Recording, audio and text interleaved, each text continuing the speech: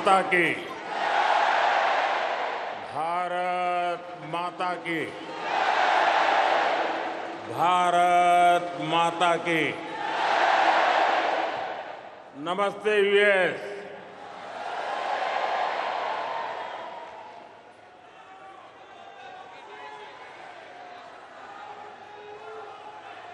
अब अपना नमस्ते भी मल्टीनेशनल हो गया है।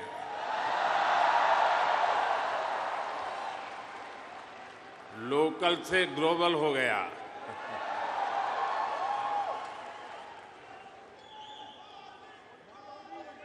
और ये सब आपने किया है।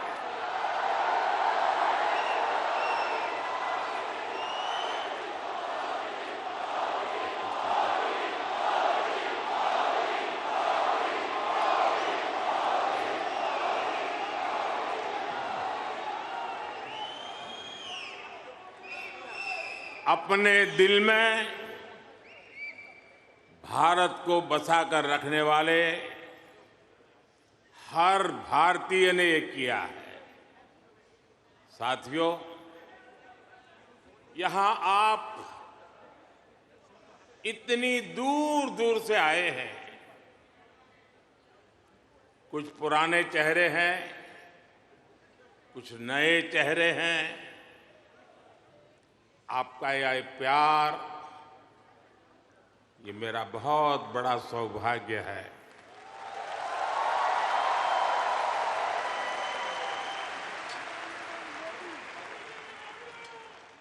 मुझे वो दिन याद आते हैं जब मैं पीएम भी नहीं था, सीएम भी नहीं था, नेता भी नहीं था। उस समय एक जिज्ञासु के तौर पर यहां आप सबके बीच आया करता था। इस धरती को देखना, इसे समझना, मन में कितने ही सवाल लेकर के आता था। जब मैं किसी पद पर नहीं था, उससे पहले भी मैं अमेरिका के करीब करीब 29 स्टेट्स में दौरा कर चुका था।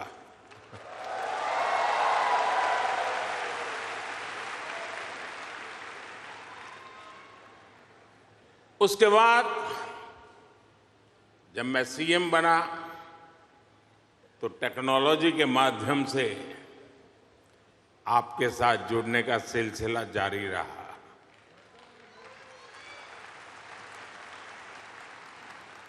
पीएम रहते हुए मैंने आपसे अपार स्नेह पाया है, अपनत्व पाया है। 2014 में मेडिसन स्क्वायर,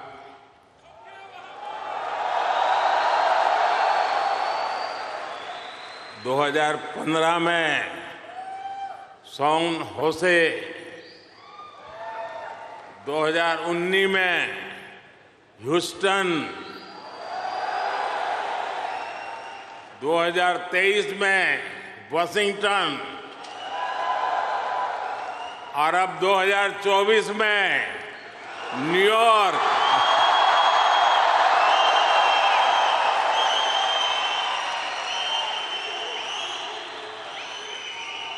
और आप लोग हर बार पिछला रिकॉर्ड तोड़ देते हैं।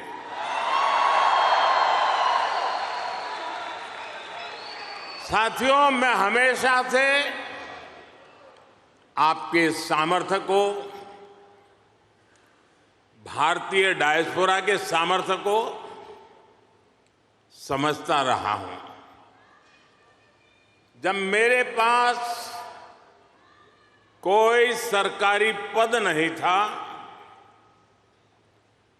तब भी समझता था और आज भी समझता हूं।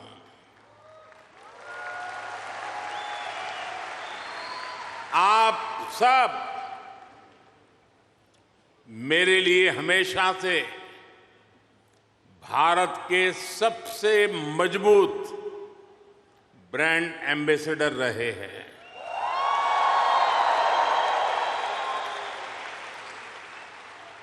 और इसलिए मैं आप सबको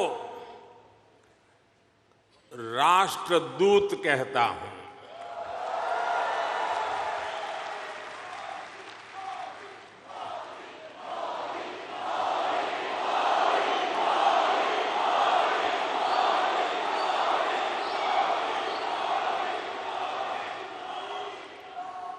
आपने अमेरिका को भारत से और भारत को अमेरिका से कनेक्ट किया है। आपका स्किल, आपका टैलेंट, आपका कमिटमेंट, इसका कोई मुकाबला नहीं है।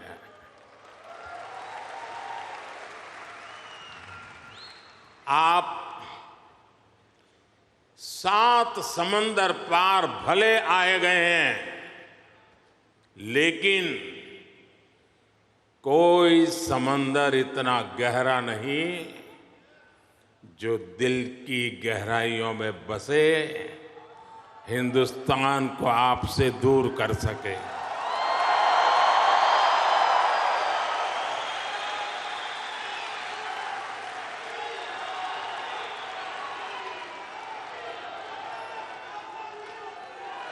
मां भारती ने जो हमें सिखाया है वो हम कभी भी भूल नहीं सकते।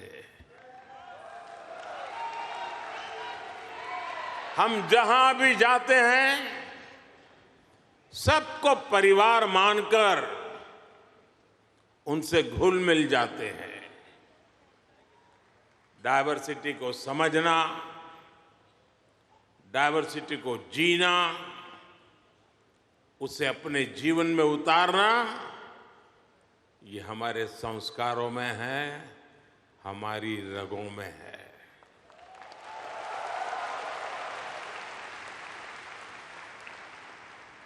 हम उस देश के वासी हैं जहां सैकड़ों भाषाएं हैं, सैकड़ों बोलियां हैं, दुनिया के सारे मत है, पंथ है, फिर भी हम एक बनकर, नेक बनकर आगे बढ़ रहे हैं।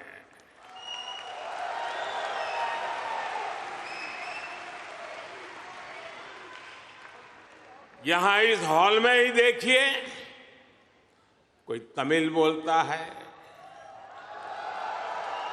कोई तेलुगु, कोई मलयालम, तो कोई कन्नड़ा,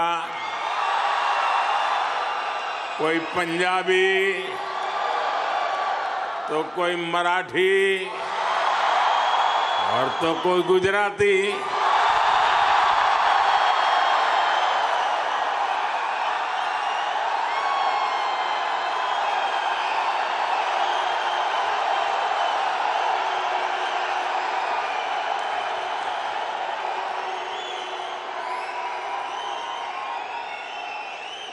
भाषा अनेक है, लेकिन भाव एक है,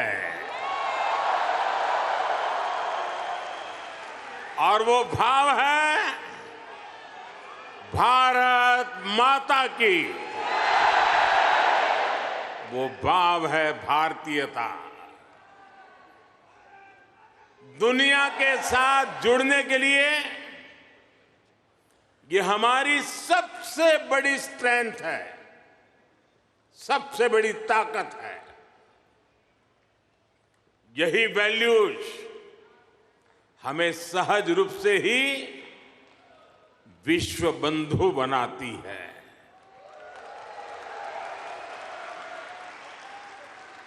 हमारे यहां कहा जाता है, तेन तख्तेन भुंजी था, यानी जो त्याग करते हैं वे ही भोग पाते हैं। हम दूसरों का भला करके, त्याग करके सुख पाते हैं और हम किसी भी देश में रहे, ये भावना नहीं बदलती है। हम जिस सोसाइटी में रहते हैं वहां ज्यादा से ज्यादा योगदान करते हैं। यहां अमेरिका में आपने डॉक्टर्स के रूप में, रिसर्चर्स के रूप में, टेक प्रोफेशनल्स के रूप में, साइंटिस्ट के रूप में या दूसरे प्रोफेशंस में जो परचम लहराया हुआ है वो इसी का प्रतीक है। अभी कुछ समय पहले ही तो यहां T20 क्रिकेट वर्ल्ड कप हुआ था।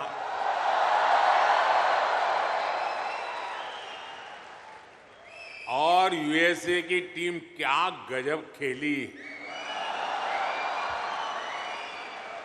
और उस टीम में यहां रह रहे भारतीयों का जो योगदान था वो भी दुनिया ने देखा है।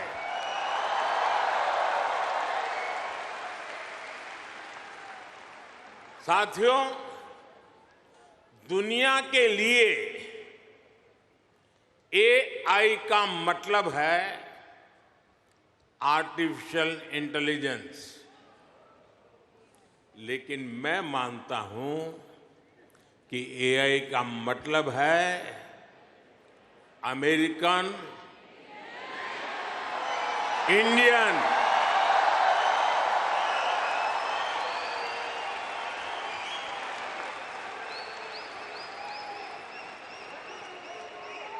अमेरिका इंडिया, ये स्पिरिट है और वही तो नई दुनिया का एआई पावर है।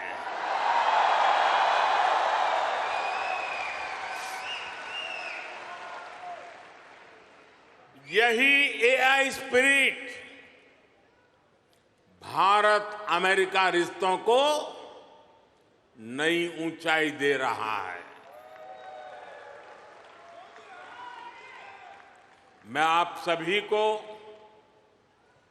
इंडियन डायस्पोरा को सैल्यूट करता हूं।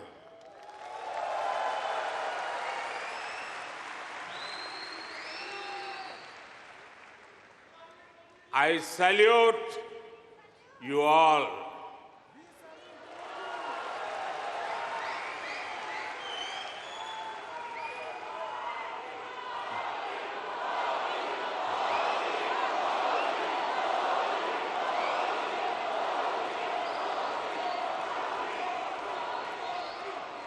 साथियों, मैं दुनिया में जहां भी जाता हूं,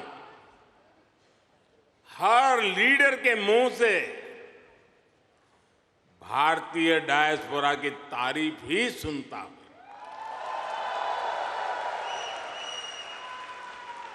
कल ही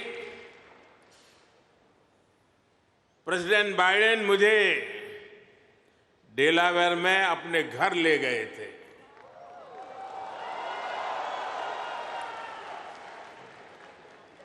उनकी आत्मीयता, उनकी गर्मजोशी मेरे लिए दिल छू लेने वाला मोमेंट रहा।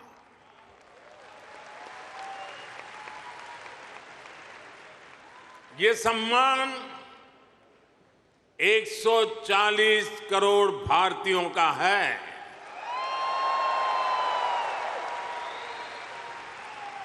ये सम्मान आपका है, आपके पुरुषार्थ का है।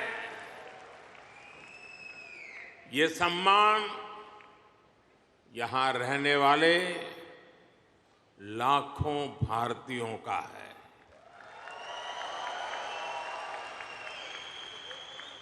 मैं प्रेसिडेंट बाइडेन का आभार करूंगा और साथ ही आपका भी आभार व्यक्त करूंगा। साथियों, 2024 का ये साल पूरी दुनिया के लिए बहुत अहम है। एक तरफ दुनिया के कई देशों के बीच संघर्ष है, तनाव है,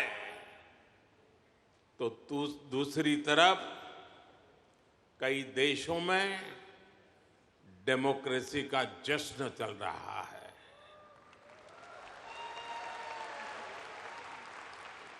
भारत और अमेरिका डेमोक्रेसी के जश्न में भी एक साथ है।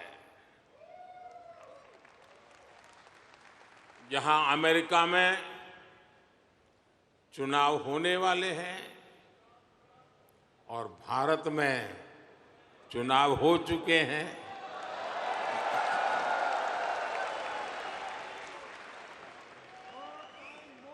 भारत में हुए ये इलेक्शन ह्यूमन हिस्ट्री के अब तक के सबसे बड़े चुनाव थे।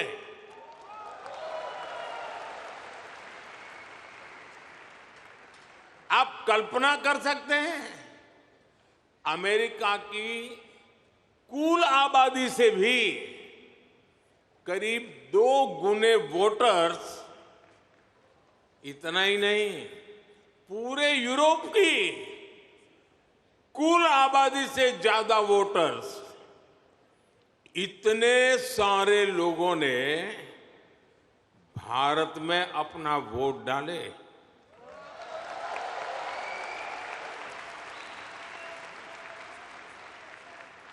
जब हम भारत की डेमोक्रेसी का उसका स्केल देखते हैं तो और भी गर्व होता है।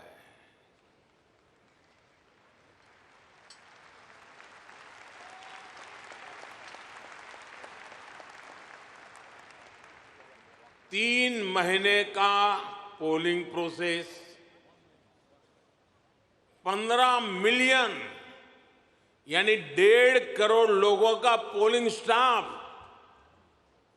1 मिलियन यानी 10 लाख से ज्यादा पोलिंग स्टेशन, 2,500 से ज्यादा पॉलिटिकल पार्टीज,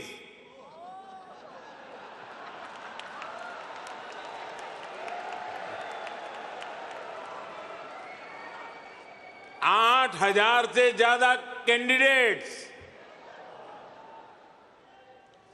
अलग अलग भाषाओं के हजारों न्यूज़पेपर्स, सैकड़ों रेडियो स्टेशन, सैकड़ों टीवी न्यूज चैनल, करोड़ों सोशल मीडिया अकाउंट्स,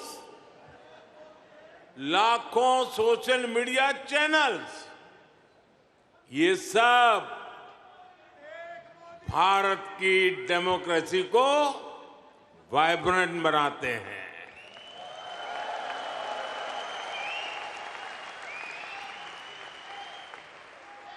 ये फ्रीडम ऑफ एक्सप्रेशन के विस्तार का दौर है। इस लेवल की स्क्रूटनी से होकर हमारे देश की चुनावी प्रक्रिया गुजरती है।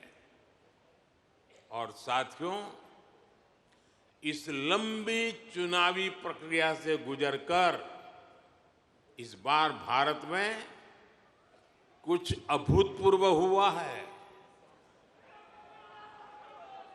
क्या हुआ है? क्या हुआ है? क्या हुआ है? क्या हुआ है? अब की बार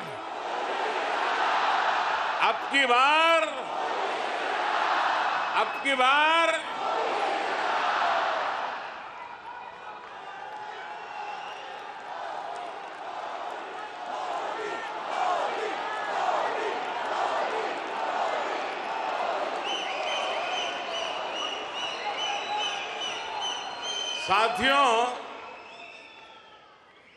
तीसरी बार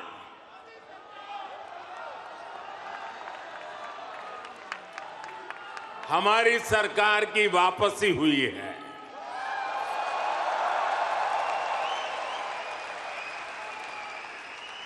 और ऐसा पिछले 60 सालों में भारत में नहीं हुआ था।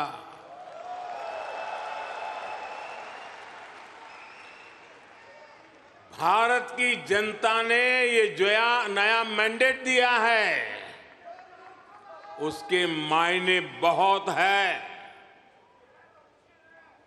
और बहुत बड़े भी हैं।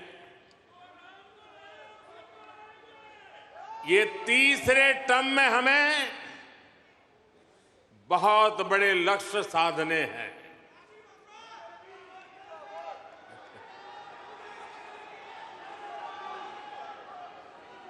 हमें 3 गुना ताकत और 3 गुना गति के साथ आगे बढ़ना है।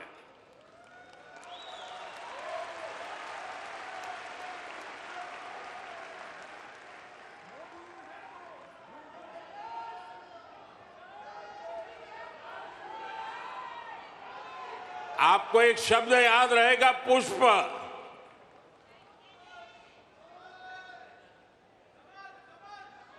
हाँ, कमल मान लीजिए, मुझे इतराज नहीं है।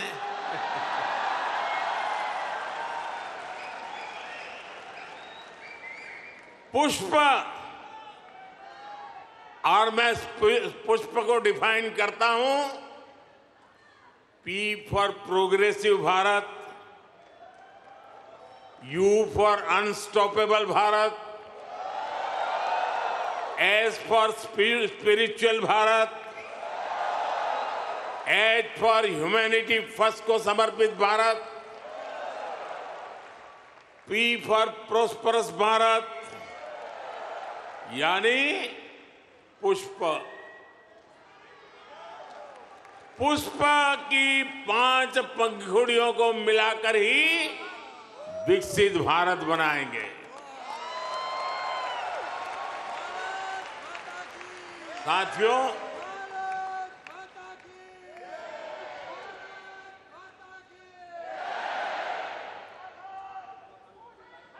मैं भारत का पहला प्रधानमंत्री हूं जिसका जन्म आजादी के बाद हुआ।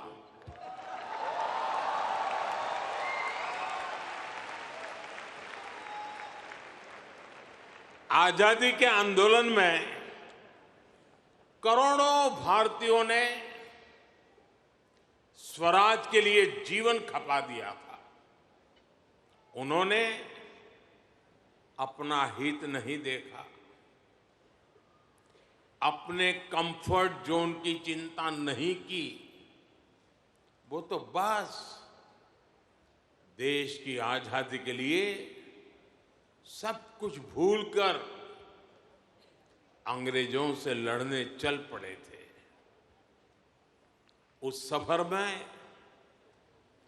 किसी को फांसी का फंदा मिला, किसी के शरीर को गोलियों से भून दिया गया, कोई यातनाएं सहते हुए जेल में ही गुजर गया, कईयों की जवानी जिंदगी जेल में खप गई। साथियों, हम देश के लिए मर नहीं पाए, लेकिन हम देश के लिए जरूर जी सकते हैं।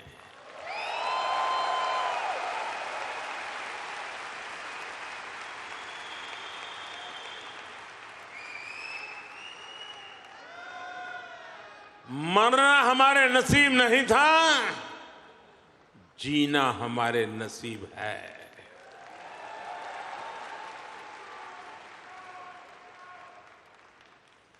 पहले दिन से मेरा मन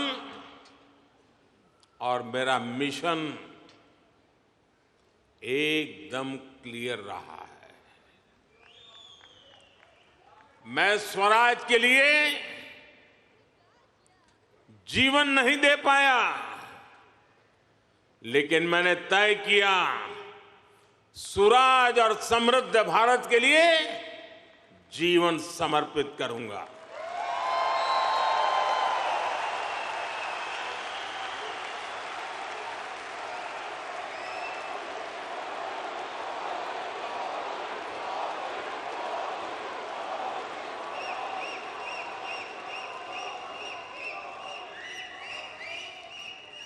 मेरे जीवन का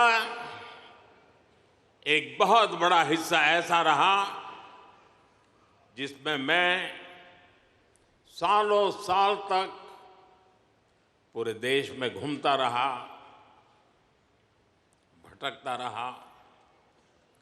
जहां खाना मिला वहां खा लिया, जहां सोने को मिला वहां सो लिया। समंदर के किनारे से लेकर पहाड़ों तक, रेगिस्तान से लेकर बर्फीली चोटियों तक मैं हर क्षेत्र के लोगों से मिला, उनको जाना, समझा।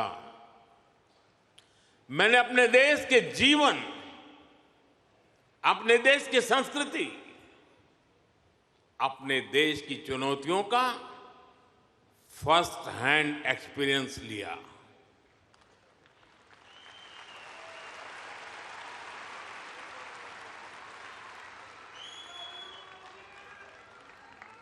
वो भी एक वक्त था जब मैंने अपनी दिशा कुछ और तय की थी, लेकिन नियति ने मुझे राजनीति में पहुंचा दिया।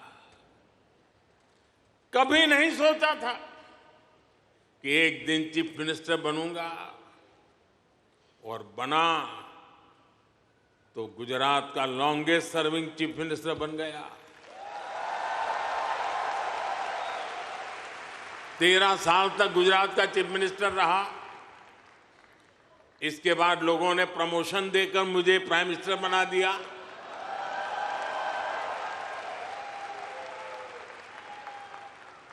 लेकिन दशकों तक देश के कोने में जाकर मैंने जो सीखा है, उसी ने चाहे राज्य हो या केंद्र, मेरे सेवा के मॉडल को, मेरे गवर्नेंस के मॉडल को इतना सफल बनाया है।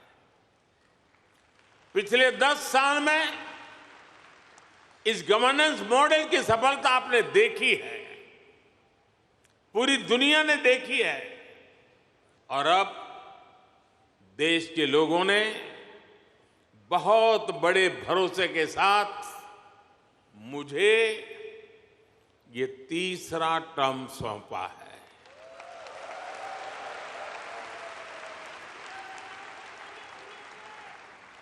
ये थर्ड टर्म में मैं 3 गुना ज्यादा दायित्व बोध के साथ आगे बढ़ रहा हूं।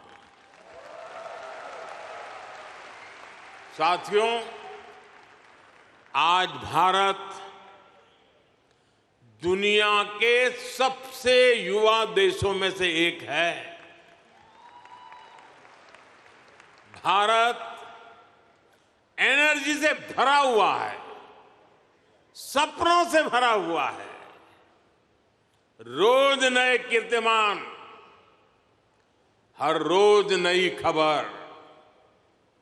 आज ही एक और बहुत अच्छी खबर मिली है।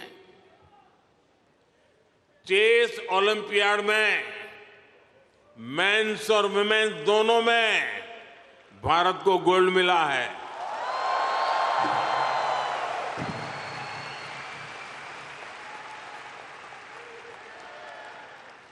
लेकिन एक और बात बताऊं, जब ज्यादा तालियां बजानी पड़ेगी।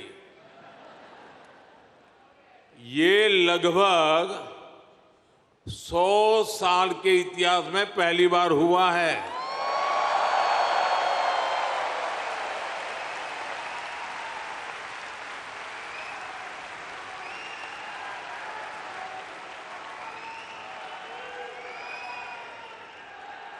पूरे देश को हर हिंदुस्तानी को हमारे चेस प्लेयर्स पर बहुत गर्व है। एक और एआई है जो भारत को ड्राइव कर रही है, और वो कौन सा और है? वो है A for aspirational, I for India, aspirational India. ये नया फोर्स है, नई ऊर्जा है। आज करोड़ों भारतीयों की एस्पिरेशन भारत की ग्रोथ को ड्राइव कर रही है। हर एस्पिरेशन नए अचीवमेंट को जन्म देती है, और हर अचीवमेंट नए एस्पिरेशन के लिए खाद पानी बन रही है। एक दशक में भारत 10वें नंबर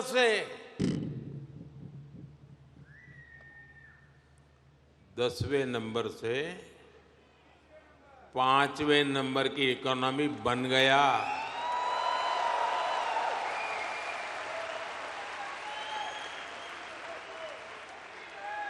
अब हर भारतीय चाहता है कि भारत जल्दी से 3rd लार्जेस्ट इकोनॉमी बने।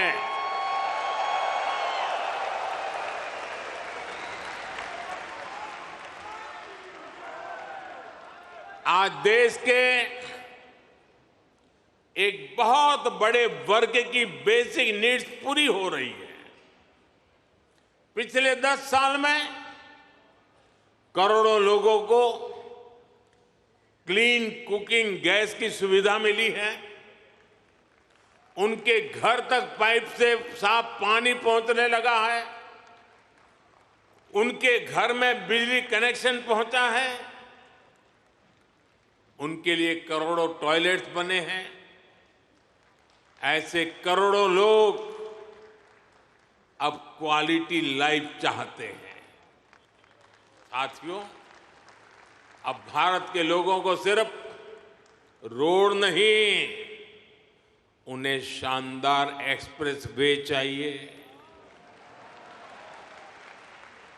अब भारत के लोगों को सिर्फ रेल कनेक्टिविटी नहीं, उन्हें हाई स्पीड ट्रेन चाहिए।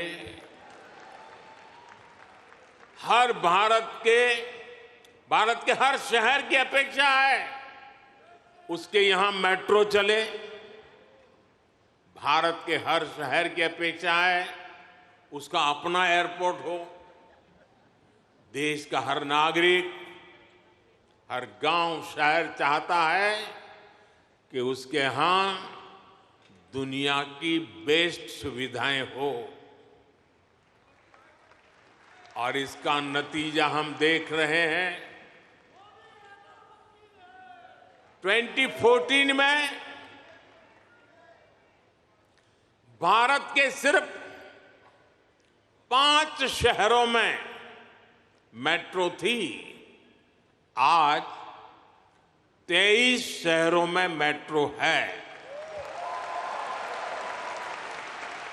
आज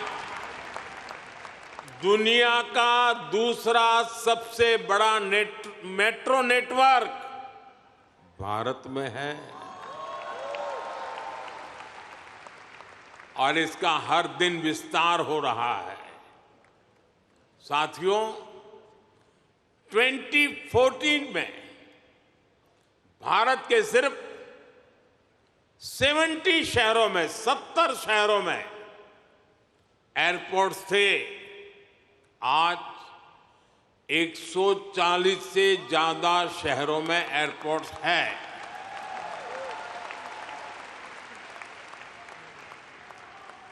ट्वेंटी 2014 में 100 से भी कम ग्राम पंचायतों में ब्रॉडबैंड कनेक्टिविटी थी। 100 से भी कम। आज 2 लाख से भी ज्यादा पंचायतों में ब्रॉडबैंड कनेक्टिविटी है। 2014 में भारत में 140 मिलियन यानी 14 करोड़ के आसपास एलपीजी कंज्यूमर थे। आज भारत में 310 मिलियन यानी 31 करोड़ से ज्यादा एलपीजी कंज्यूमर है। जिस काम में पहले सालों लग जाते थे, वो काम अब महीनों में खत्म हो रहा है।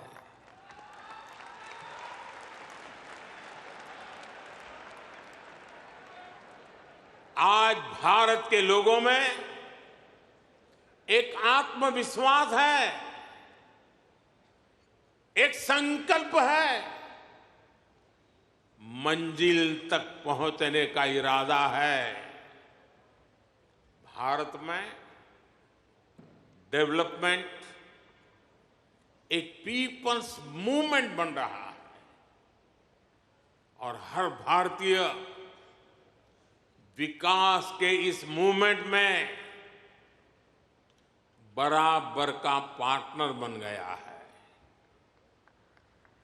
उसे भरोसा है भारत की सफलता पर, भारत की उपलब्धियों पर। साथियों, भारत आज लैंड ऑफ अपॉर्चुनिटीज है, अवसरों की धरती है।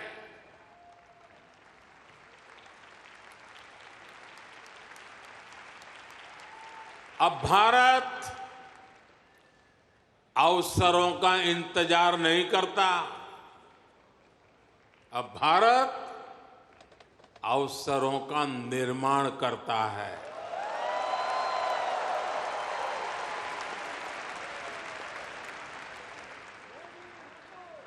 बीते 10 साल में भारत ने हर सेक्टर में अपॉर्चुनिटीज का एक नया लॉन्चिंग पैड तैयार किया है। आप देखिए, सिर्फ 1 दशक में ही, और ये बात आप सबको गर्व देगी, 1 दशक में ही 25 करोड़ लोग गरीबी से बाहर निकले हैं।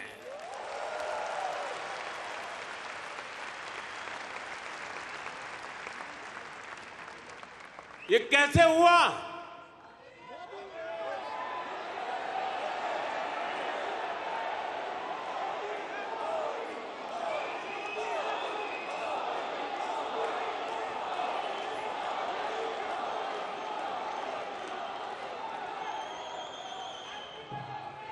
ये इसलिए हुआ, हमने पुरानी सोच बदली, अप्रोच बदली।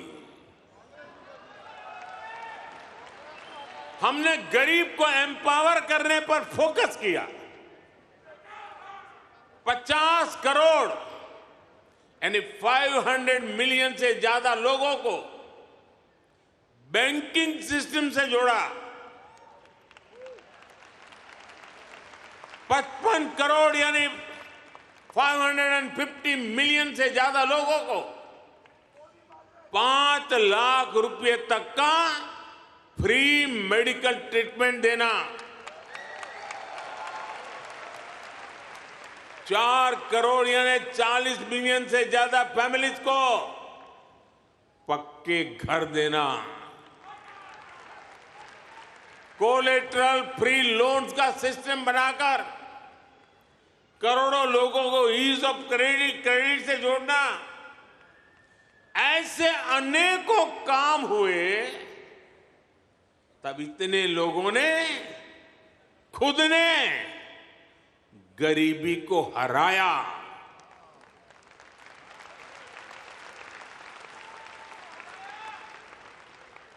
और वो गरीबी से निकल करके आज यही नियो मिडिल क्लास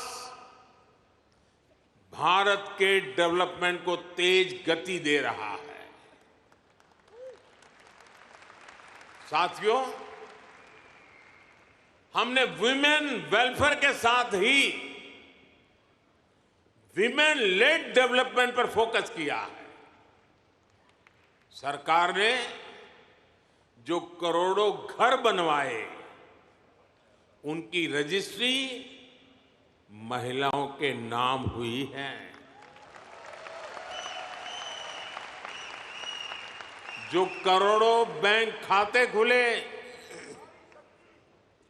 उसमें आधे से ज्यादा खाते महिलाओं के खाते खुले। 10 साल में भारत की 10 करोड़ महिलाएं माइक्रो एंटरप्रेन्योरशिप स्कीम से जुड़ी हैं। मैं आपको एक और एग्जाम्पल देता हूं। हम भारत में एग्रीकल्चर को टेक्नोलॉजी के साथ जोड़ने में अनेक प्रयास कर रहे हैं। उसमें आज खेती में, किसानी में भरपूर मात्रा में ड्रोन का उपयोग आज भारत में नजर आता है। शायद ड्रोन आपके लिए नई बात नहीं है, लेकिन नई बात यह है, इसकी जिम्मेदारी कौन संभालता है पता है? ये रूरल विमेन के पास है।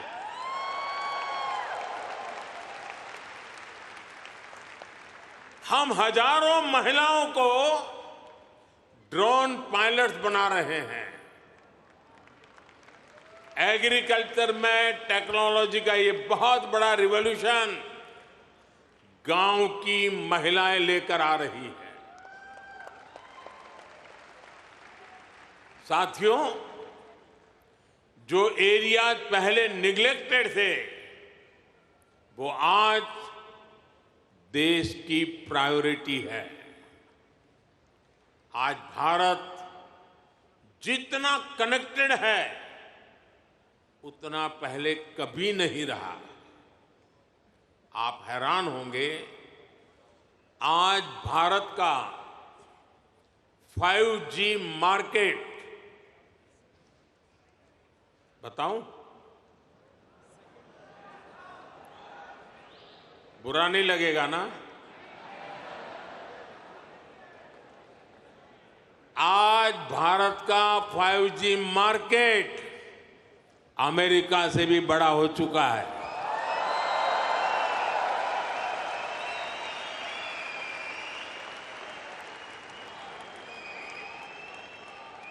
और ये 2 साल के भीतर भीतर हुआ है। अब तो Bharat made in India 6G पर काम कर रहा है। ये कैसे हुआ?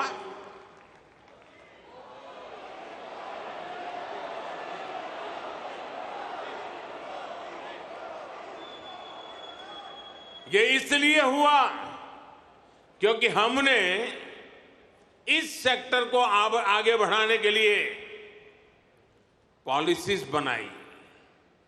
हमने मेड इन इंडिया टेक्नोलॉजी पर काम किया।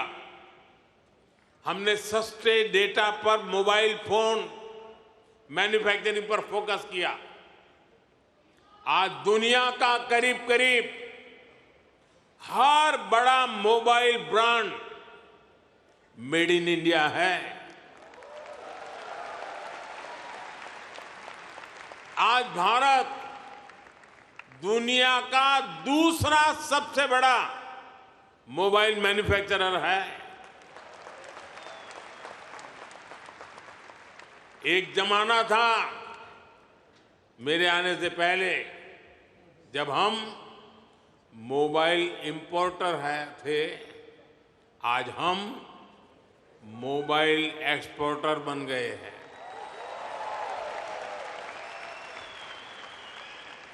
साथियों, अब भारत पीछे नहीं चलता। अब भारत नई व्यवस्थाएं बनाता है। अब भारत नेतृत्व करता है।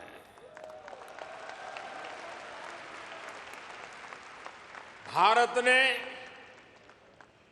डिजिटल पब्लिक इंफ्रास्ट्रक्चर डीपीआई का नया कंसेप्ट दुनिया को दिया है। डीपीआई ने इक्वेलिटी को प्रमोट किया है। ये करप्शन को कम करने का भी बहुत बड़ा माध्यम बन गया है। भारत का यूपीआई आज पूरी दुनिया को आकर्षित कर रहा है।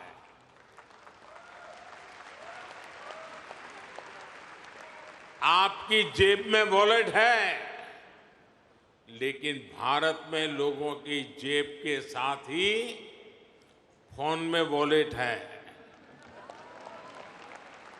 ई वॉलेट है।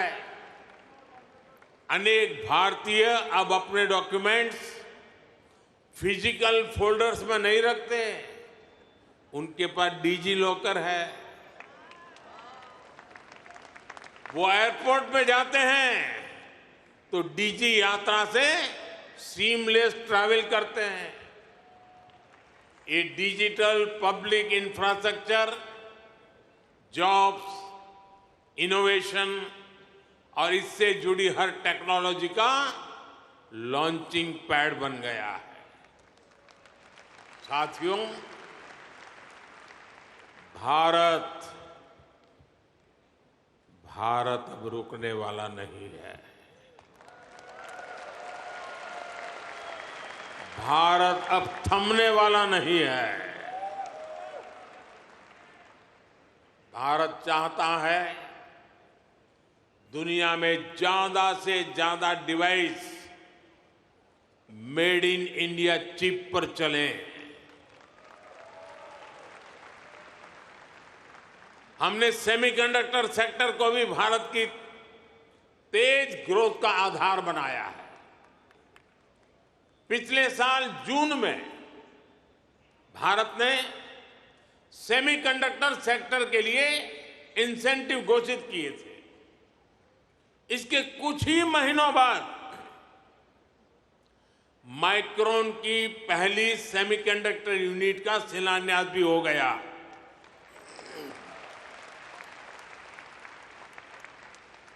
अब तक भारत में ऐसी 5 यूनिट्स स्वीकृत हो चुकी हैं।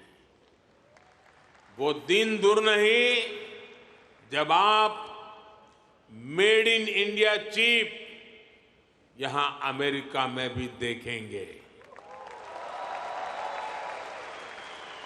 ये छोटी सी चिप विकसित भारत की उड़ान को नई ऊंचाई पर ले जाएगी। और ये मोदी की गारंटी है।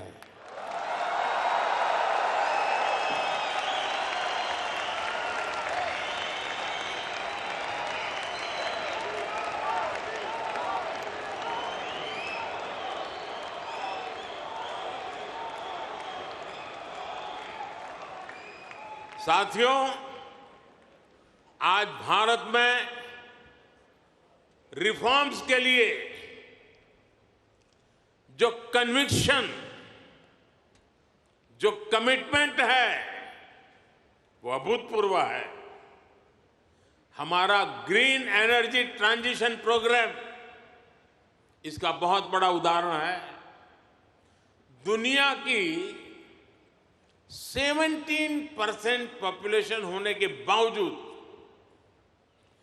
ग्लोबल कार्बन एमिशन में भारत की हिस्सेदारी सिर्फ 4% है।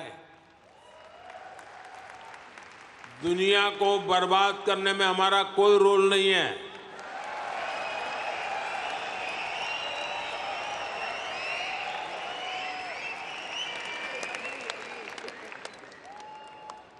पूरी दुनिया की तुलना में एक तरह से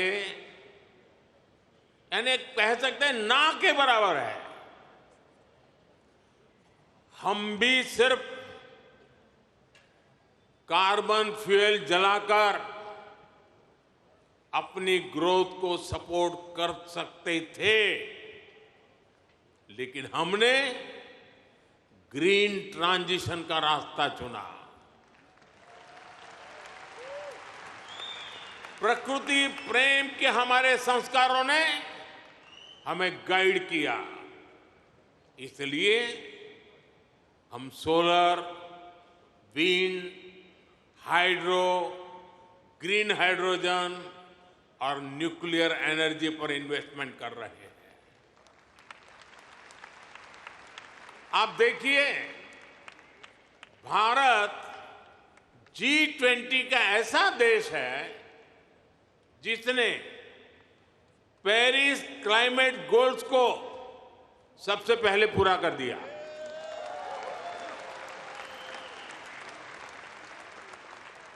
दो 2014 के बाद से भारत ने अपनी सोलर एनर्जी इंस्टॉल कैपेसिटी को 30 गुना से ज्यादा बढ़ाया है। हम देश के हर घर को सोलर पावर होम बनाने में जुटे हैं। इसके लिए रूफटॉप सोलर का बहुत बड़ा मिशन हमने शुरू किया है। आज हमारे रेलवे स्टेशन और एयरपोर्ट सोलराइज हो रहे हैं। भारत घरों से लेकर सड़कों तक एनर्जी एफिशिएंट लाइटिंग के रास्ते पर चल पड़ा है। इन सारे प्रयासों से भारत में बहुत बड़ी संख्या में ग्रीन जॉब्स पैदा हो रहे हैं। साथियों, 21वीं सदी का भारत एजुकेशन, स्किल, रिसर्च और इनोवेशन के दम पर आगे बढ़ रहा है।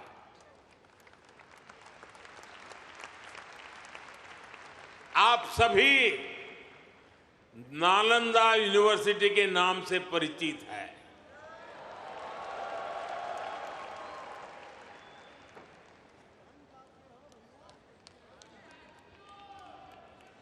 कुछ समय पहले ही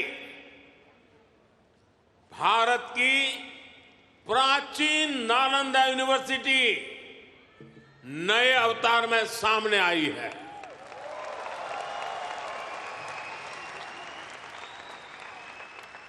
आज सिर्फ यूनिवर्सिटी को ही नहीं, बल्कि नालंदा स्पिरिट को भी रिवाइव कर रहा है। पूरी दुनिया के स्टूडेंट्स भारत आकर पढ़े। हम इस तरह का आधुनिक इकोनॉमिक सिस्टम बना रहे हैं। बीते 10 साल में भारत में, ये भी जरा आप लोगों को याद रखने जैसी बात बताता हूं मैं,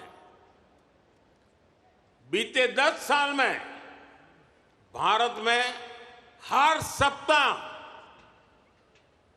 एक यूनिवर्सिटी बनी है।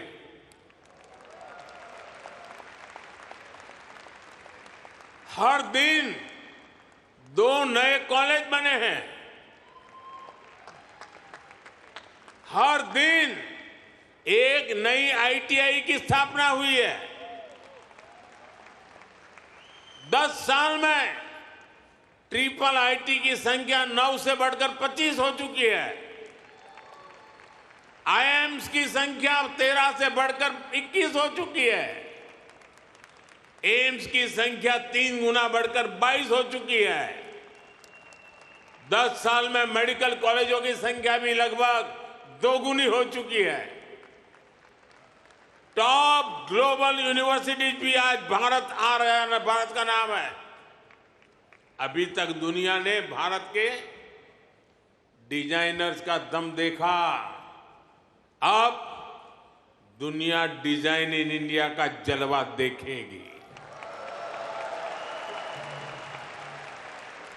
साथियों, आज हमारी साझेदारी पूरी दुनिया के साथ बढ़ रही है।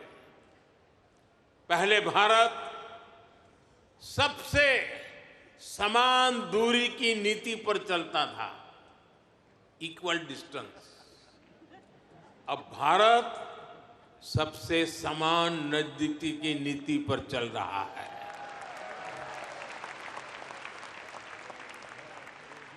हम ग्लोबल साउथ की भी बुलंद आवाज बन रहे हैं।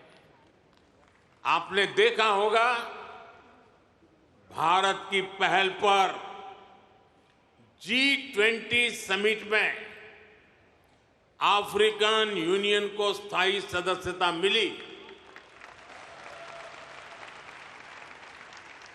आज जब भारत ग्लोबल प्लेटफॉर्म पर कुछ कहता है तो दुनिया सुनती है।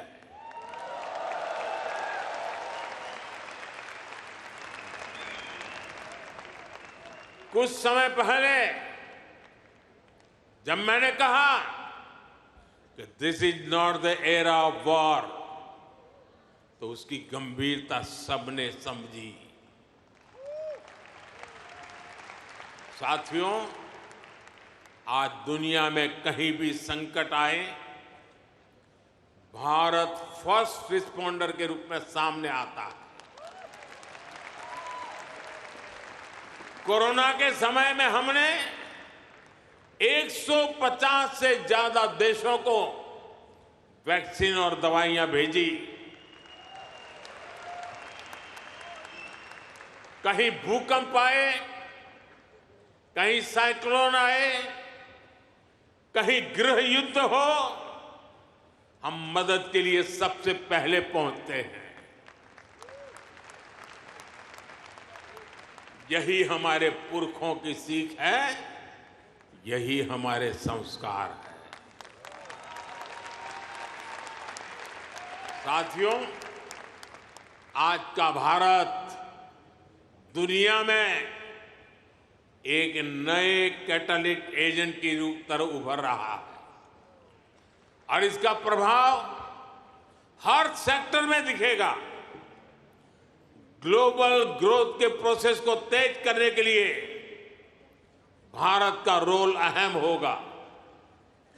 ग्लोबल पीस के प्रोसेस को तेज करने के लिए भारत का रोल अहम होगा।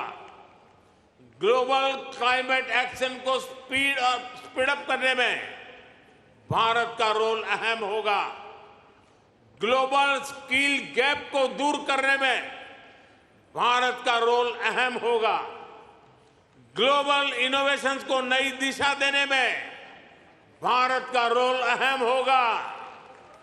ग्लोबल सप्लाई चेन में स्टेबिलिटी के लिए भारत का भूमिका अहम होगा। साथियों, भारत के लिए शक्ति और सामर्थ्य का अर्थ है, भारत के लिए शक्ति और सामर्थ्य का अर्थ है ज्ञानाय, दानाय, च रक्षणाय। यानी knowledge is for sharing, wealth is for carrying, power is for protecting.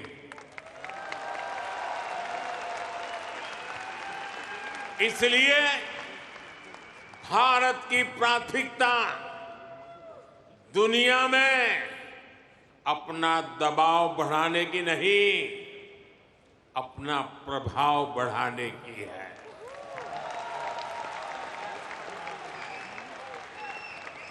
हम आग की तरह जलाने वाले नहीं, हम सूरज के किरण की तरह रोशनी देने वाले लोग हैं।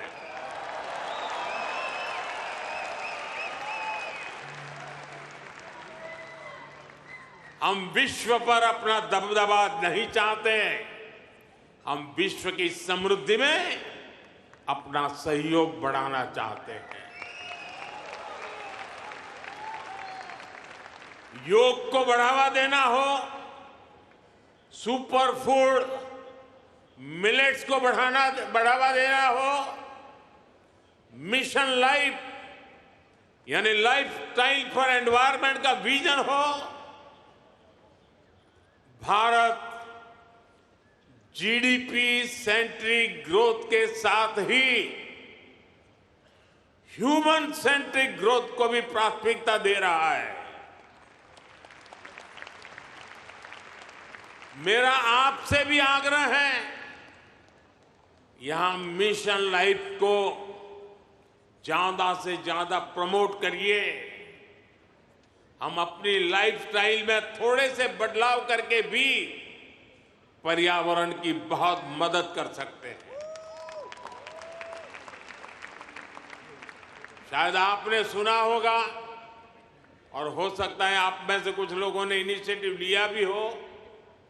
आजकल भारत में एक पेड़ मां के नाम, अपनी मां को याद करते हुए एक पेड़ लगाना। मां जिंदा है तो साथ ले जाना, मां नहीं है तो तस्वीर ले जाना। एक पेड़ मां के नाम लगाने का अभियान आज देश के हर कोने कोने में चल रहा है और मैं चाहूंगा आप सभी यहां भी ऐसा अभियान चलाएं।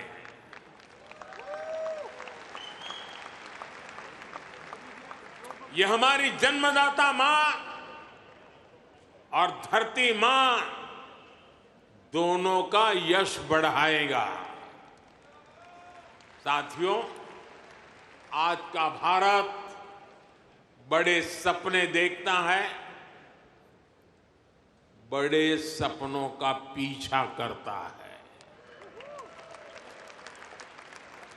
अभी कुछ दिन पहले ही पेरिस ओलंपिक खत्म हुए हैं। अगले ओलंपिक्स का होस्ट यूएसए है।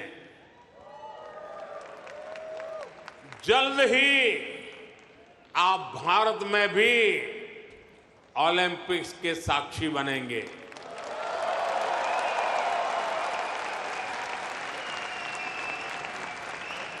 हम 2036 के ओलंपिक्स की मेजबानी के लिए हर संभव प्रयास कर रहे हैं।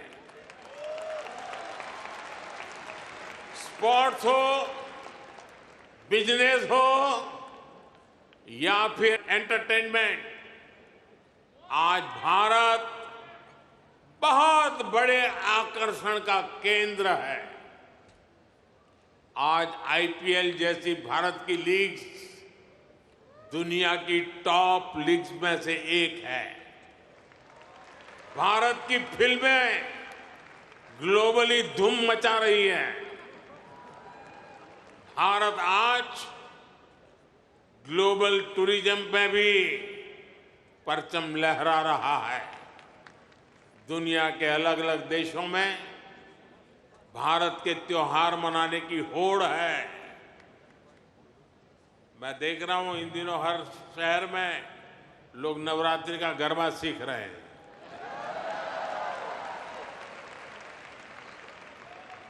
ये भारत के प्रति उनका प्यार है। साथियों, आज हर देश भारत को ज्यादा से ज्यादा समझना चाहता है, जानना चाहता है। आपको एक और बात जानकर खुशी होगी, कल ही अमेरिका ने हमारे करीब 300 पुराने जो शिलालेख और मूर्तियां थी, जो कभी हिंदुस्तान से कोई चोरी कर गया होगा, कोई 1500 साल पुरानी, कोई 2000 साल पुरानी, 300 शिलालेख और मूर्तियां भारत को लौटाई है।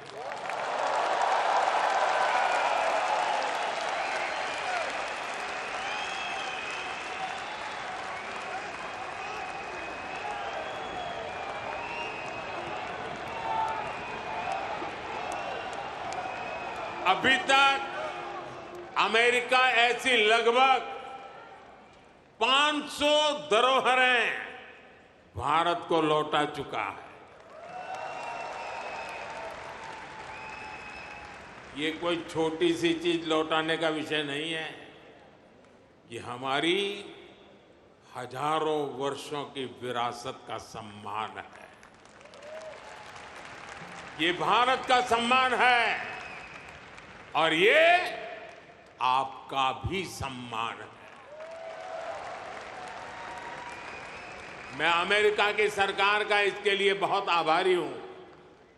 साथियों, भारत और अमेरिका की पार्टनरशिप लगातार मजबूत हो रही है। हमारी पार्टनरशिप ग्लोबल गुड के लिए है।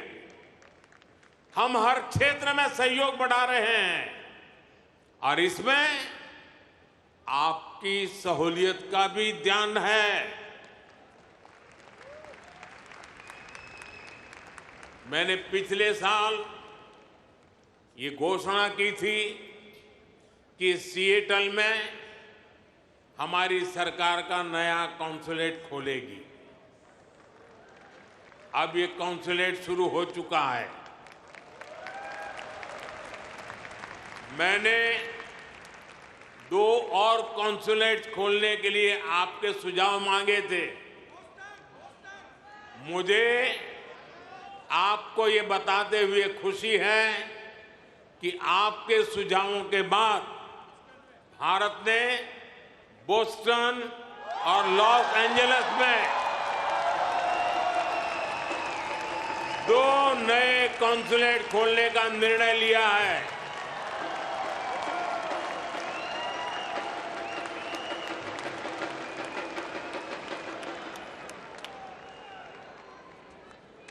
मुझे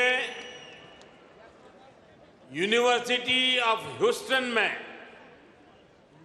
Thiruvalluvar chair of Tamil studies को अनाउंस करने की भी खुशी है। इससे महान तमिल संत थिरुवल्लुवर का दर्शन दुनिया तक पहुंचाने में और मदद मिलेगी। साथियों, आपका ये आयोजन वाकई शानदार रहा है। यहां जो कल्चरल प्रोग्राम हुआ वो अद्भुत था। मुझे ये भी बताया गया है कि इस इवेंट के लिए हजारों लोग और भी आना चाहते थे, लेकिन वेन्यू छोटा पड़ गया। जिन साथियों से मैं यहां मिल नहीं पाया, उनसे मैं क्षमा चाहता हूं। उन सभी से अगली बार मुलाकात होगी, किसी और दिन, किसी और वेन्यू पर। लेकिन मैं जानता हूं उत्साह ऐसा ही होगा, जोश ऐसा ही होगा।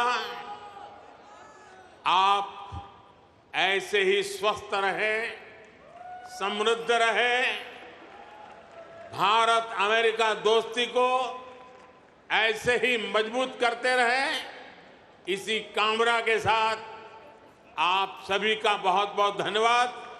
मेरे साथ बोलिए, भारत माता की, भारत माता की, भारत माता की। बहुत बहुत धन्यवाद।